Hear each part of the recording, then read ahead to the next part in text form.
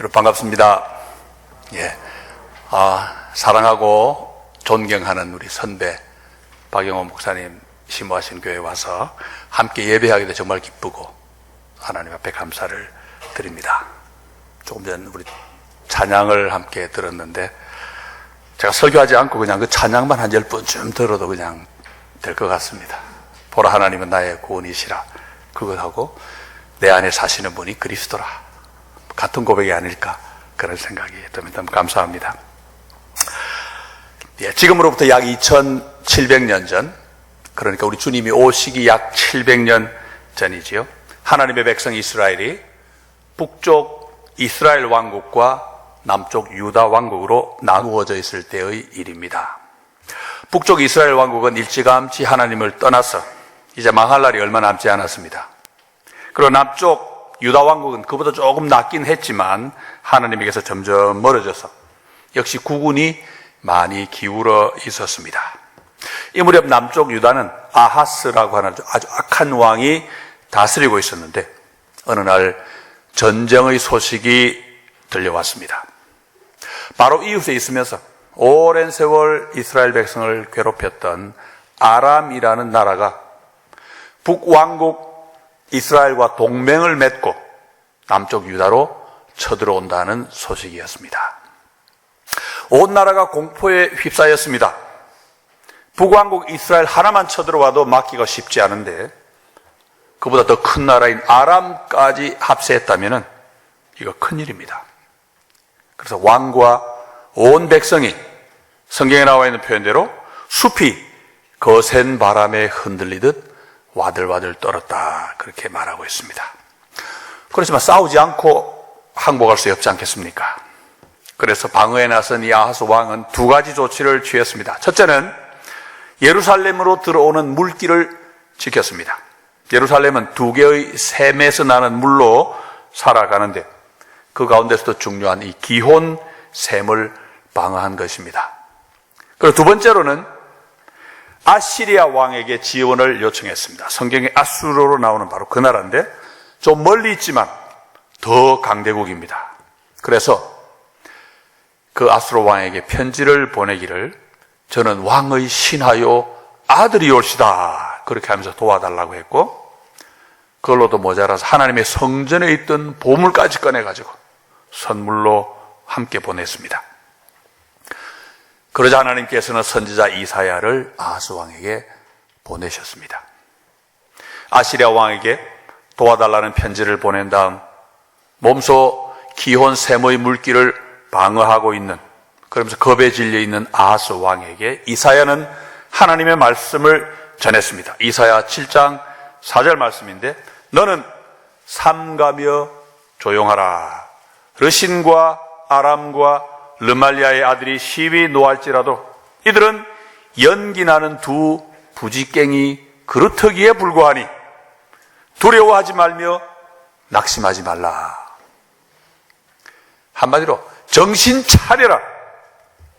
두 나라가 아무리 동맹을 맺어도 타담한 부지깽이에 불과하다.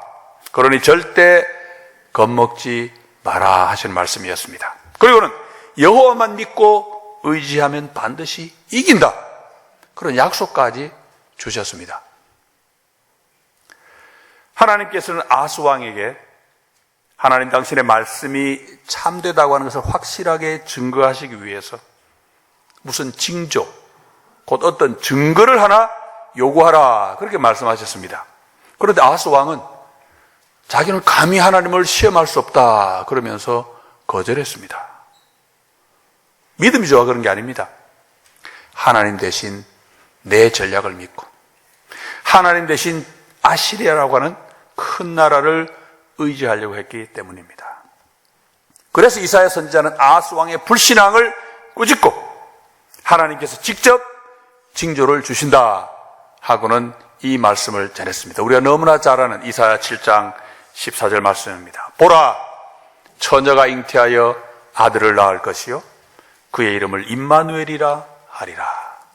보라, 처녀가 잉태하여 아들을 낳을 것이요 그의 이름을 임마누엘이라 하리라. 하나님이 주신 구원의 약속인데 우리가 아는 바대로 그리스도를 통한 구원의 약속을 주신 것입니다. 우리가 역사를 언뜻 살피면은 아하스 왕이 잘한 것처럼 보이기도 합니다. 왜냐하면 아시리아 왕은 편지와 선물을 받자마자 즉각 군대를 동원해 와가지고 아람 왕을 물리쳐 주었습니다. 그런데 아시리아가 아람을 물리치자마자 이 아하스 왕이 아시리아 왕에게 인사를 하러 아람 지역으로 갔다가 거기 있는 우상 제단을 보고 그게 마음이 들어가지고 나중에 예루살렘에 있는 하나님의 성전을 그 우상 제단처럼 개조해버립니다. 우리 식으로 하면 리모델링을 해버립니다. 왜 그랬겠습니까? 아람이란 나라가 한때는 강대국이었거든요. 한때 번성했던 것이 다 이 아람의 신들이 도와주기 때문이 아니겠나. 그래서 생각하면서 자기도 그 신들의 도움을 좀 받아보겠다. 그런 생각이었죠. 여러분 얼마나 어리석습니까? 지금 아람 망했습니다. 아람이 섬기는 그 신은 자기 나라가 망하는 것도 막아주지 못하는 그런 무기력한 신인데 그 신의 도움을 받겠다고 하나님의 전 예루살렘 성전까지 개조를 해버렸습니다. 결국 아하스 왕의 불신앙이 그대로 드러난 거지요. 아시리아는 아람만 정복한 게 아니고 내친김에 좀 더 와서 북왕국 이스라엘도 멸망시켜버렸습니다. 우리가 알고 있는 대로 북왕국 이스라엘은 바로 아수르에 멸망당했습니다. 그러니까 유다를 침공하려고 하던 두 나라가 다 아시리아에게 정복당했습니다. 아하스 왕이 잘한 것처럼 보이죠. 자, 그러면 남쪽 유다 왕국에는 평화가 왔습니까? 얼마 못 되어서 남쪽 유다 왕국 역시 이 아시리아의 침공을 당합니다. 아하스가 죽고 아하스의 아들 히스기야가 왕이 되었을 때 아수르 왕, 아시리아의 왕 산헤립이 군사를 끌고 유다에 쳐들어왔습니다. 다만 이 히스기야는 아버지 아하스와는 달리 하나님을 믿고 의지한 왕이었기 때문에 그 공격을 물리쳐 이겼습니다. 그렇지만 아시리아에 기대어 나라를 건져보려고 했던 이 아하스의 생각이 얼마나 어리석었던 것인지 우리가 성경을 통해 확인할 수가 있습니다. 자, 하나님은 선지자 이사야를 통해서 예언의 말씀을 주셨습니다. 이스라엘 백성을 구원해 주겠다고 하는 약속의 말씀이었습니다. 그런데 우리 성경을 쭉 보니까 이스라엘 백성이 기대했던 것과는 완전히 다른 약속입니다. 하나님의 구원은 사람들이 생각한 것과 완전히 달랐습니다. 사람들은 그저 외적의 침입에서 나를 막아주시오 뭐 그런 정도의 구원을 생각했는데 하나님은 그게 아니고 그걸 훨씬 뛰어넘는 영원한 생명과 구원을 주겠다고 약속하셨습니다. 히스기야 때는 물론 아수르의 침공을 물리쳐 이길 것입니다. 그리고 하나님은 당신의 백성을 괴롭힌 이 아시리아를 벌 주실 것입니다. 어떤 방식이냐? 아시리아보다 더 강한 바빌로니아라고 하는 성경에 바벨론으로 나오는 그 신흥 강대국이 아시리아를 정복하게 됩니다. 그런데 아시리아를 정복한 그 신흥 강대국 바빌로니아는 아시리아만 정복하고 만 것이 아니고 나중에는 하나님의 백성인 유다 왕국까지 멸망시켜 버립니다. 이게 어떻게 된 일입니까? 분명히 하나님은 구원을 약속하시고 구원의 말씀을 주셨는데 언뜻 보면 역사만 살피면 하나님이 구원을 주신 게 아니고 마치 이스라엘이 망하도록 내버려 두신 것처럼 보입니다. 그런데 하나님은 이사야를 통해서 더욱 더 말씀하십니다. 하나님의 구원이 어떤 것인지 보다 정확하게 말씀해 주셨는데 이사야 9장 6절 우리가 성탄절마다 읽고 묵상하는 말씀이 있지요. 이는 한 아기가 우리에게 낳고 한 아들을 우리에게 주신 바 되었는데 그의 어깨에는 정사를 메었고 그의 이름은 기묘자라 모사라 전능하신 하나님이라 영존하시는 아버지라 평강의 왕이라 할 것이며 처녀가 잉태하여 아들을 낳을 것이다 하는 그 말씀에 이어주신 그런 약속입니다. 그러다 하나님은 다른 말씀을 또 추가해 주십니다. 이 역시 우리가 성탄절에 많이 보는 말씀이죠. 이사야 11장 1절 이새의 줄기에서 한 싹이 나며 그 뿌리에서 한 가지가 나서 결실할 것이요. 우리 새순교회지요. 그 순이 사실은 이 순과 연결되는 순이지요. 이새는 다윗 왕의 아버지입니다. 하나님이 구원자를 다윗의 후손으로 주겠다 약속하신 거지요. 하나님의 아들이 알고 보면 다윗의 후손, 곧 사람의 아들로 오실 것이다. 그런 말씀이 됩니다.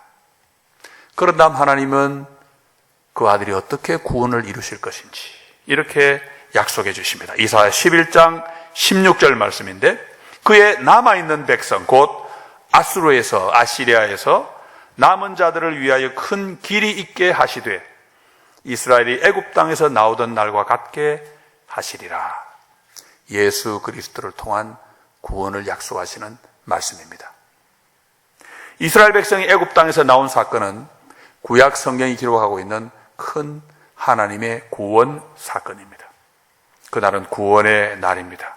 그 구원이 하나님이 약속하신 처녀가 잉태하여 낳을 임마누엘, 이새의 씨 가지에서 뿌리에서 한 날 그 가지, 그것이 자라, 그리고 기묘자라 모사라 영존하시는 하나님이라, 그분이 오실 때 이루어질 것입니다. 언제입니까? 이사야가 예언한 700년 이후에 우리 주님이 이 땅에 오시면 그 나라가 세워질 것입니다. 이사야가 볼 때는 먼 미래지요. 우리가 볼 때는 이미 2000년 전에 이루어진 사건입니다. 우리 주님이 이 땅에 오셔서 하나님의 나라가 섰습니다. 주님이 오시자 동서남북에서 사람들의 모여와 하나님 나라 백성이 되었습니다. 예수 그리스도를 구주로 믿고 하나님이 약속한 영원한 생명과 구원을 얻은 사람들입니다. 바로 그것이 하나님이 약속하신 참된 구원입니다.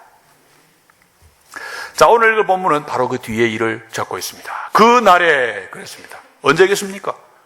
바로 2000년 전 이사야가 보았던 700년 이후 약속하신 메시아가 오시는 바로 그 날입니다. 예수 그리스도가 다윗의 후손으로 오셔서 온 세상 만민을 구원하실 그때를 가리켜 이사야가 그 날에 하고 그것을 미리 보고 노래한 것입니다. 전에는 하나님이 노하셨습니다. 아하스 왕이 믿지 않았기 때문이지요. 아하스만 안 믿었습니까? 온 이스라엘 백성이 믿지 못했습니다. 하나님이 반석이신데 그 반석이신 하나님을 믿지 못하고 그 반석은 돌이잖아요. 그 돌에 걸려 넘어져 버렸습니다. 그런데 이제는 하나님이 위로의 말씀을 주십니다. 전에는 안 믿었지만 이제는 믿습니다. 전에는 내가 나를 건져보려고 했는데 이제는 하나님만이 나를 건지실 수 있음을 알고 이제는 하나님의 그 구원을 믿고 그 믿음 위에 굳게 서서 하나님의 감사와 찬송을 드립니다. 그리고는 큰 소리로 외칩니다. 뭡니까? 본문 2절이죠. 보라, 하나님은 나의 구원이시라. 제대로 하면 보라, 하나님이 나의 구원이시다. 내가 아니고 하나님이 나를 구원하신다. 그런 고백입니다. 두 나라가 연합해 쳐들어온다 할 때도 하나님만 믿었더라면 구원을 받았을 것입니다. 그러나 믿지 않았기 때문에 하나님이 내 구원이심을 믿지 못했기 때문에 구원 못 받았습니다. 아니, 그래 믿었던 그 나라에 먹히고 말았습니다. 여호와를 믿고 의지해야 하는데 안 그랬기 때문이었습니다. 그러나 이제는 믿고 하나님이 내 구원이심을 알게 되었습니다. 그들이 바라던 구원과 하나님이 주시는 구원에 큰 차이가 이렇게 보이지요. 전에는 무서웠습니다. 내가 스스로 구원해 보려고 우물도 막아보고 우물도 지켜보고 군대도 동원해보고 강대국 도움까지 요청을 했지만 와들와들 떨리는 마음을 진정할 수가 없었습니다. 가진 것도 없는 내가 스스로 해봐야 얼마나 하겠습니까? 강대국이 와서 도와준다? 글쎄요. 그걸 핑계로 얼마나 더 괴롭힐지 어떻게 합니까? 강대국이 나마저 안 잡아먹는다고 어떻게 장담하겠습니까? 사실은 그런 일이 일어났지요. 그럼 겁이 안 날 수가 없습니다. 그런데 지금은 하나님을 믿고 의지합니다. 우주를 지으시고 다스리신 하나님, 인간의 역사도 하나하나 간섭하시고 주관하시는 주 여호와 하나님이 나의 구원이 되시고 나는 그 하나님을 믿기 때문에 이제는 두렵지 않습니다. 겁날 거 없습니다. 여러분, 구원은 능력입니다. 그런데 하나님이 내 힘이십니다. 그래서 노래가 나오죠. 여러분, 노래는 언제 나옵니까? 노래는 즐거울 때 나옵니다. 여호와가 내 구원이신 줄 알 때 하나님을 찬송하고 구원을 기뻐하는 노래가 터져 나옵니다. 자, 그런데 노래를 보니까 갑자기 웬 우물이 나옵니다. 3절에 보니까 너희가 기쁨으로 구원의 우물들에서 물을 기르리로다. 우리 조금 전에 보았지요. 그 역사적 배경과 연결하면 그 말이구나 알 수 있습니다. 자, 구원의 우물이라 그랬는데 우물이라 해도 되고 샘이라고 해도 됩니다. 사람은 물 안 마시면 죽지요. 물을 얻는 것이 우물 또는 샘인데 그 우물을 지켜야 삽니다. 물을 마셔야 되니까. 그게 구원이지요. 하나님의 도성 예루살렘에서는 바로 물이 구원이었습니다. 왜냐하면 예루살렘은 좀 독특해가지고 지형이 아주 높은 바위 위에, 언덕 위에 건설된 도시입니다. 양쪽으로는 아주 깊은 골짜기가 있어서 웬만해서는 접근하기 어려운, 말하자면 이 난공불락의 요새였습니다. 그래서 이스라엘 백성이 가나안 땅에 들어온 지 한참 지나도록 예루살렘에는 여전히 이방민족이 살고 있었습니다. 여부스라는 이방민족이. 아무리 공략해도 안 됩니다. 번번이 실패하다가 나중에 이제 다윗이 왕이 되었을 때 겨우 정복할 수 있었습니다. 그래서 예루살렘을 다윗성이라 그렇게 부르게 되었는데, 이 성이 그렇게 오랫동안 버틸 수 있었던 가장 큰 힘은 물이었습니다. 엔세메스라는 샘하고 기혼이라는 두 개의 샘이 물을 얼마나 많이 쏟아내는지 온 예루살렘 사람이 그 물을 공급받아 살아갈 수가 있었습니다. 그러니까 외국에서 아무리 침공해도 막고 버틸 수가 있었던 거죠. 그러니까 아하스 왕이 동맹군이 쳐들어온다는 소식을 듣자마자 기혼 샘으로 달려간 것은 너무나 당연한 전략이었습니다. 물길이 끊어지면 그대로 항복해야 됩니다. 그렇지만 아하스 왕은 물길이 끊어지면 죽는다는 것은 알았으면서도 그 물길에 담긴 더 중요한 뜻은 몰랐습니다. 그게 바로 우리 인간의 어리석음입니다. 하나님은 더 놀라운 걸 주시려고 그러는데 우리는 별것 아닌 것만 하나님 주세요, 그럴 겁니다. 이 무슨 뜻입니까? 기혼샘에서 물을 얻어 예루살렘이 사는 것처럼 하나님의 백성 이스라엘은 생명이신 하나님을 의지해서 산다 하는 그런 진리입니다. 여러분, 갑자기 이웃나라가 쳐들어왔습니다. 왜 쳐들어왔겠어요? 우연입니까? 아닙니다. 괜히 일어난 전쟁이 아니고 우상을 섬긴 하나님께서 점점점 멀어져가는 그 백성을 하나님이 안타까운 마음으로 벌 주신 겁니다. 생명이신 하나님을 버린 죄를 지금 책망하시는 거지요. 그렇다면 전쟁이 났다 그럴 때 기온샘으로 달려갈 것이 아니고 어디로 가야 됩니까? 살아계신 하나님께 달려가야 됩니다. 그런데 아하스는 그렇게 하지 않았습니다. 하나님이 그래서 답답하셔서 이사야를 보내가지고 하나님을 의지해야 산다고 말씀까지 해주시고 그 증거로 처녀가 잉태하여 아들을 낳을 것이다, 임마누엘을 낳을 것이라는 징조까지 주셨는데도 아하스는 끝까지 하나님을 의지하지 않았습니다. 그저 눈에 보이는 군사 전략, 정치, 외교적인 방법만 의지했습니다. 그래서 하나님의 구원을 끝까지 모르고 죄만 거듭짓다가 세상을 뜨고 말았습니다. 여러분, 물은 생명입니다. 하나님이신 생명입니다. 여러분, 에덴 동산 아시지요?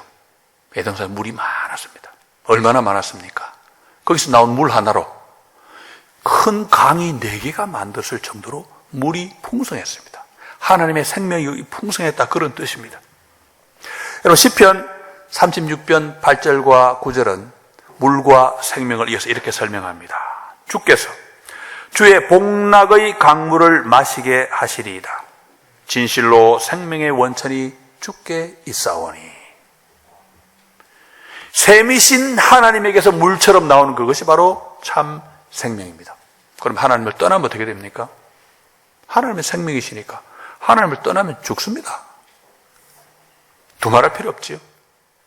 하나님께서는 훗날 예레미야 선지자를 통해서 이렇게 말씀하셨습니다. 예레미야 2장 13절에 보면은 내 백성이 두 가지 악을 행하였나니 하나는 곧 그들이 생수에 근원되는 나를 버린 것과 두 번째로는 스스로 웅덩이를 판 것인데 그것은 그 물을 가두지 못할 터진 웅덩이들이니라. 하나님은 구원의 물을 쏟아내시는 샘과 같은데 이스라엘 백성은 그 하나님을 버리고 스스로 웅덩이는 뭡니까? 거기서 물 안 나옵니다. 물을 보관만 할 수 있는 그런 웅덩이를 팠습니다. 그런데 그 웅덩이마저 뚝이 터져가지고 물을 담지 못하는 터진 웅덩이입니다. 물을 쏟아부어도 다 새나가겠지만 근본적으로 문제가 뭡니까? 거기에 담을 물은 어디서 가져오겠습니까? 아스의 아들 히스기야도 전쟁이 나자마자 물길부터 방어했다 말씀드렸지요. 그렇지만 선지자 이사야가 전해준 하나님 말씀을 듣고 하나님만 의지했기 때문에 히스기야는 구원을 얻었습니다. 몸을 살리는 물을 지키는 것도 물론 중요합니다. 그러나 영혼의 물, 곧 우리에게 영원한 생명을 주는 그 물을 지키는 게 더 중요하다는 것을 히스기야는 알았습니다. 그래서 영혼을 살리는 물부터 먼저 얻고 나니까 그 다음에 몸을 살리는 물은 자동으로 덤으로 따라옵니다. 여러분, 구원이 뭡니까? 여러분, 구원은 먼저 위기가 있어야 됩니다. 곤란 상황이 먼저 있고 그래야 거기서 건져내는 게 구원이지요. 그런데 뭐가 위기입니까? 아스의 생각하고 다릅니다. 적군이 트들어오는 그거 위기 아닙니다. 만약 그게 위기라면은 얼른 물길 지키고 뭡니까? 다른 큰 나라 도움 받고 그러면 되겠죠. 그렇지만 진짜 위기는 그게 아니고 하나님에게서 멀어지는 일입니다. 생명이신 하나님을 떠나는 것이 위기고, 그리고 그런 위기에서 벗어나는 게 구원이라면 어떻게 됩니까? 어려운 상황을 만날 때마다 하나님께 도우심을 구하고 하나님께만 나의 소망, 내 생명이 있음을 고백해야 구원을 얻습니다. 하나님께서는 이사야를 통해 구원의 물에 대해, 참된 생명의 물에 대해 말씀을 해주시고, 그런 다음에 이제 이사야가 예언합니다. 700년의 세월이 흘렀습니다. 주님 오시기 전에 누가 먼저 왔습니다. 아시죠? 주님의 선구자 세례 요한이 먼저 와서 사람들에게 예수를 소개하면서 물로 세례를 주었습니다. 물은 생명이지요. 그렇지만 요한이 준 물은 영원한 생명의 물은 아니었습니다. 왜요? 그런 물은 오직 주 예수만이 주실 수 있기 때문이지요. 요한도 알았습니다. 그래서 자기가 물로 세례를 주는 것하고 달리 자기 뒤에 오실 예수께서는 성령으로 세례를 주실 것이다. 그렇게 사람들에게 전했습니다. 주 예수께서 주시는 성령이 바로 참된 생명의 물이라, 그 말씀이죠. 하나님이 오래전에 700년 이후에 오실 그리스도를 예언한 이 이사야 시대에 이미 그렇게 말씀하셨습니다. 이사야 44장 3절에 보면은 나는 목마른 자에게 물을 주며 마른 땅에 시내가 흐르게 하며 나의 영을 내 자손에게, 나의 복을 내 후손에게 부어주리니. 하나님은 물을 주시는 분인데 목마른 자에게, 그게 뭐냐니까 하나님의 영을 이스라엘 후손에게, 우리에게 주신다, 그런 말씀이지요. 목마른 사람에게 물을 주시는 것하고 우리에게 성령을 주시는 것이 같은 일입니다. 그래서 하나님이 마지막 때 우리에게 성령을 주신다 그럴 때 어떤 표현을 씁니까? 성령을 부어주신다. 부어주신다. 물처럼. 그렇죠. 그게 바로 생명의 물입니다. 우리 주님이 이 땅에 오셨을 때에도 그래서 물을 마시라, 그런 말씀을 많이 하셨습니다. 그 가운데 대표적인 것이 요한복음 7장 37, 38절. 누구든지 목마르거든 내게로 와서 마시라. 나를 믿는 자는 성경의 이름과 같이 그 배에서 생수의 강이 흘러나리라. 그런데 성경을 보니까 예수께서 이 말씀을 하실 때는 아직 그 생명의 물이 없었습니다. 무슨 말인지 아시겠지요? 아직 성령께서 그들 가운데 오시지 않았습니다. 왜요? 성령은 예수께서 고난을 다 받으시고 십자가에 죽으시고 부활하셔서 승천하셔서 영광스럽게 되신 다음 성부로부터 받아서 우리에게 주시는 분이기 때문에 그렇습니다. 그래서 주님이 순환당하시고 부활하시고 하늘과 가신 다음 그 위에 첫 오순절이 되었을 때 오래전 하나님이 약속하신 그 성령께서 우리 가운데 오셨습니다. 그래서 지금은 누구든지 예수 그리스도를 구주로 믿기만 하면 성령을 선물로 받습니다. 우리가 다 그 성령을 마치 생명의 물을 마시듯 마셔서 이렇게 살아있는 몸, 예수 그리스도의 몸, 교회가 되었습니다. 성령께서는 주님의 몸된 교회에 영원히 떠나지 않고 계셔서 생명의 샘이 되어 날마다 생명의 물을 쏟아내 주십니다. 우리가 그걸 마시고 삽니다. 그럼 성령께서 날마다 뽑아 올려주시는 그 생명의 물은 어떻게 생겼을까? 우리 물이 뭔지 다 아시죠? 물이 얼마나 중요합니까? 성령의 물은 어떤 것일까? 물을 퍼붓듯 성령을 우리에게 부어주실 때에 우리에게 함께 쏟아지는 것은 바로 하나님의 사랑입니다. 딱 우리 중창단이 찬양해 준 것처럼 그 사랑입니다. 로마서 5장 5절과 6절에 이렇게 말합니다. 소망이 우리를 부끄럽게 하지 아니함은 우리에게 주신 성령으로 말미암아 하나님의 사랑이 우리 마음에 부은 바 되미니. 여기도 물이지요? 쏟아부어주세요. 우리가 아직 연약할 때에 기약대로 그리스도께서 경건하지 않은 자를 위하여 죽으셨도다. 성령을 주실 때 하나님의 사랑을 쏟아부어 주십니다. 우리를 위해 독생자까지 아끼지 않은 그 사랑입니다. 우리를 살리기 위해 십자가에서 기꺼이 죽어주신 우리 주님의 그 사랑입니다. 그 사랑에 생명이 있습니다. 예수 그리스도를 구주로 믿을 때 그 사랑이, 하나님의 그 사랑이 날마다 내 속에서 샘솟아 나옵니다. 그게 바로 구원의 우물에서 물을 깃는 거지요. 사는 겁니다, 진짜로. 여러분, 우리 인생은 구원이 필요한 인생입니다. 그렇지요? 구원이 필요합니다. 위기가 있습니다. 어려움이 있습니다. 온몸이 와들와들 떨리는 경험을 얼마나 자주 합니까? 이런 세상을 살면서 우리는 어떤 구원을 어떻게 얻어야 되겠습니까? 아하스 왕은 외적의 침략이 위기라고 생각했습니다. 그래서 전략요 충지를 방어하고 외국의 도움도 청했습니다. 그렇지만 진짜 위기는 그게 아니죠. 뭡니까? 하나님을 떠나 우상을 섬긴 그것이었습니다. 외적의 침입은 그 진짜 위기를 깨달으라고 하는 하나님의 경고의 말씀입니다. 위기인 듯 보이는 그 상황을 통해서 참 위기가 뭔지 깨닫고 참 구원을 얻으라 하는 말씀입니다. 여러분, 오늘 우리를 힘들게 하는 건 무엇입니까? 지금 온 세계 70억 인구가 1년도 넘게 코로나19로 힘들어하고 있습니다. 병에 걸릴까 걱정되지요. 사회생활 제대로 못합니다. 경제생활 타격이 많습니다. 인간관계도 흐트러지고 정신적인 스트레스도 엄청납니다.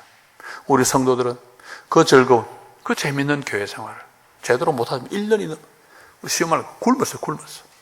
얼마나 목마릅니까 지금. 그런 세월이 1년이 넘었습니다.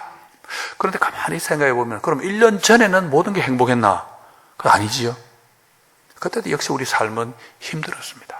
우리 인생은 힘든 일의 연속입니다. 고난의 연속입니다. 갑자기 직장 잃는 분이 있지요. 또 다시 이렇게 사고 당하는 분이 있지요. 돈 날리는 분이 있지요. 병 걸리지요. 여러분, 인간관계 얼마나 힘듭니까? 사람과 사람 사이, 이게 참 정말 위기가 될 수 있습니다.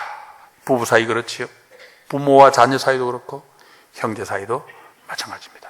직장에서도 일보다 더 힘든 게 뭡니까? 인간관계입니다. 배신당하는 일이 얼마나 많습니까? 그게 우리 인생입니다. 우리가 그런 삶을 코로나 전에도 살아왔습니다. 그런 가운데 오늘날은요, 우리 교회가 전체적으로 큰 또 위기를 맞게 되었습니다.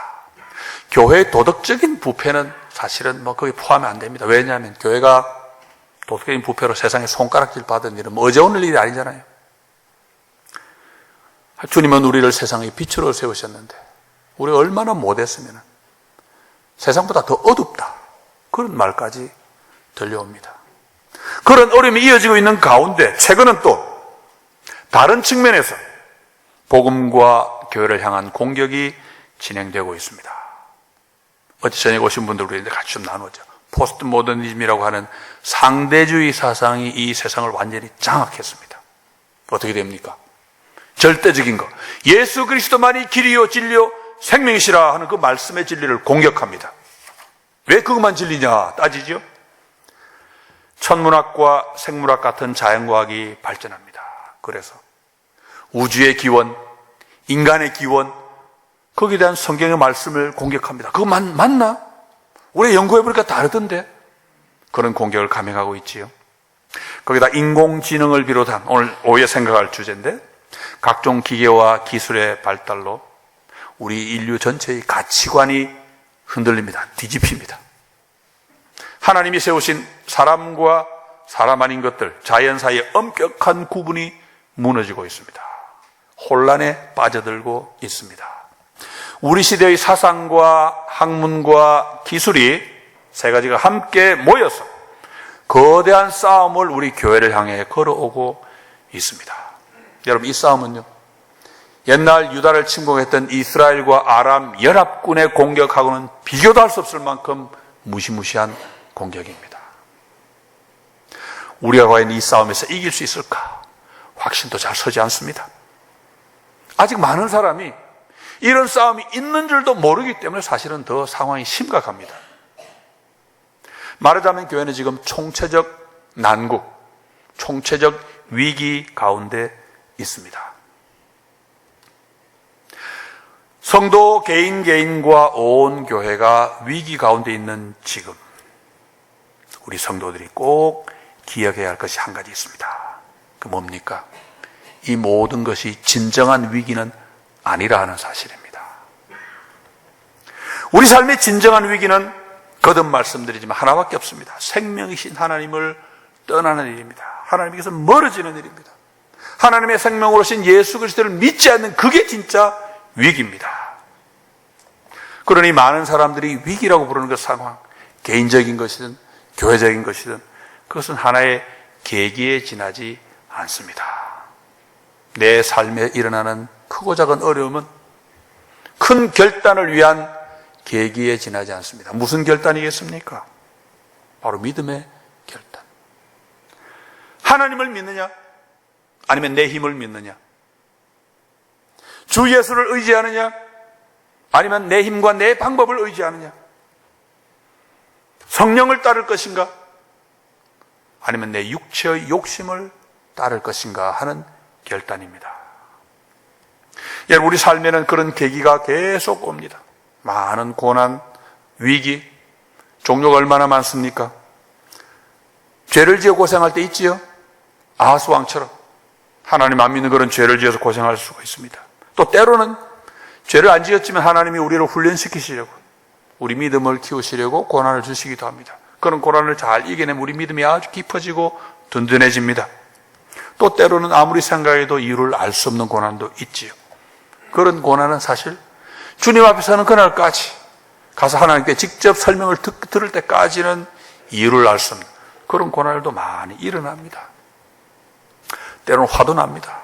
왜 이런 일이 나한테 생겼을까?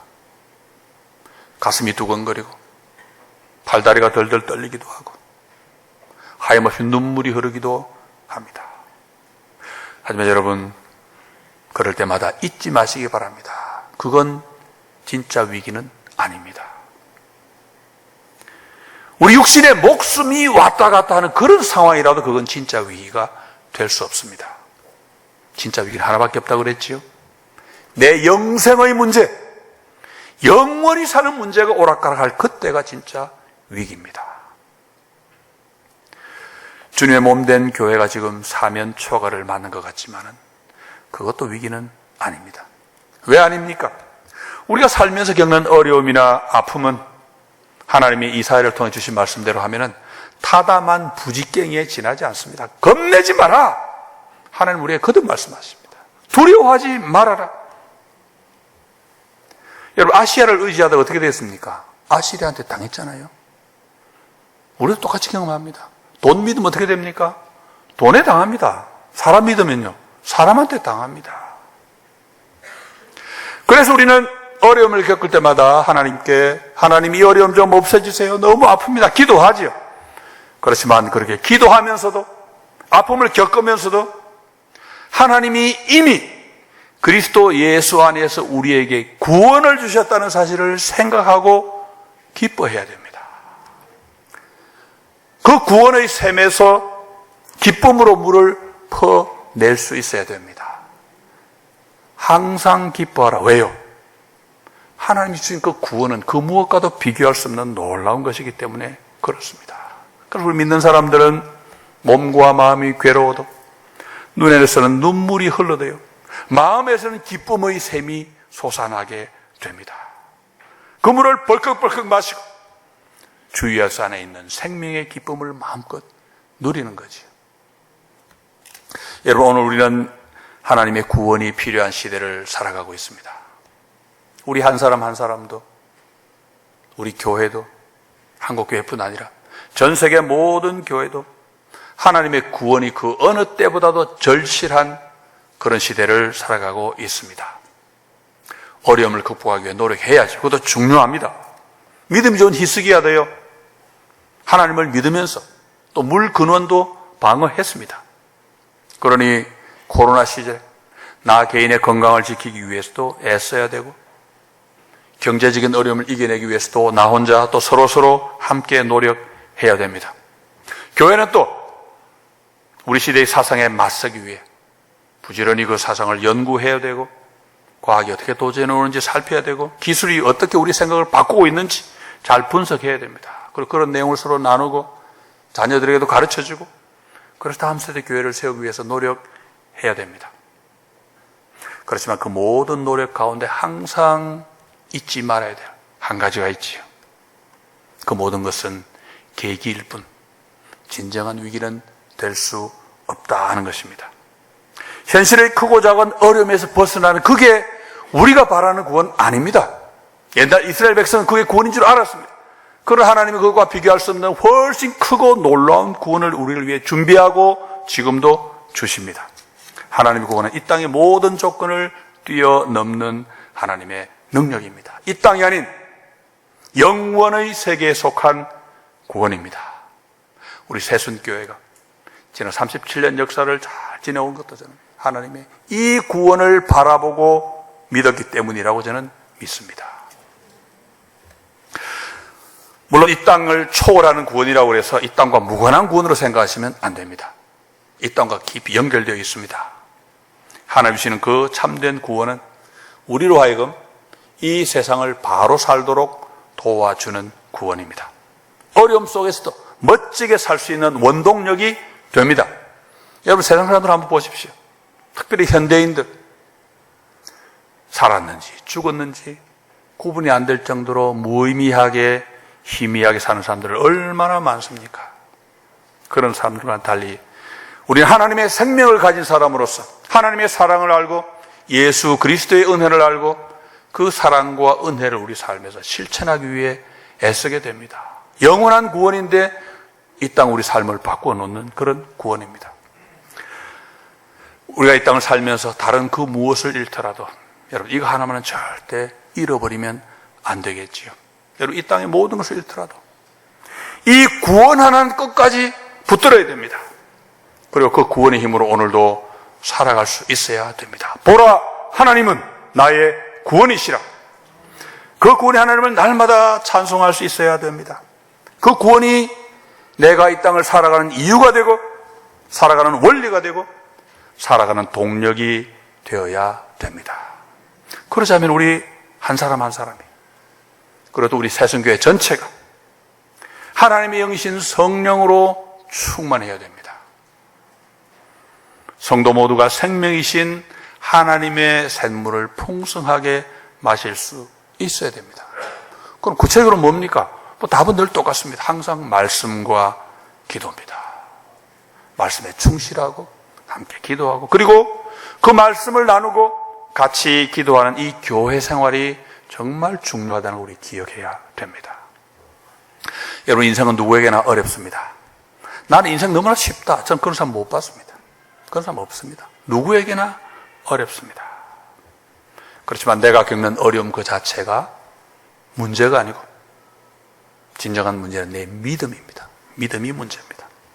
우리가 열심히 살면요, 지금 겪는 어려움이 해결될 수도 있습니다.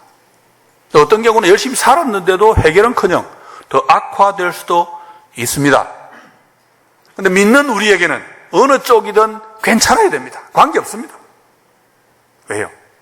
하나님만 끝까지 믿고 의지한다면 하나님이 우리에게 주시는 가장 귀한 그 구원은 영원히 든든하기 때문이지요.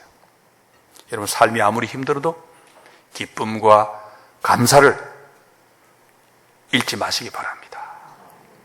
왜 그렇습니까? 우리 주님이 우리를 살리기 위해 십자가를 져 주셨지 않습니까? 성령께서 오늘도 우리에게 하나님의 사랑의 물을 쏟아부어주고 계시지 않습니까? 그리고 우리 구원의 하나님께서 마지막 날 저 하늘나라에서 우리의 눈에서 모든 눈물을 닦아 주실 것이기 때문입니다. 우리 함께 기도하겠습니다.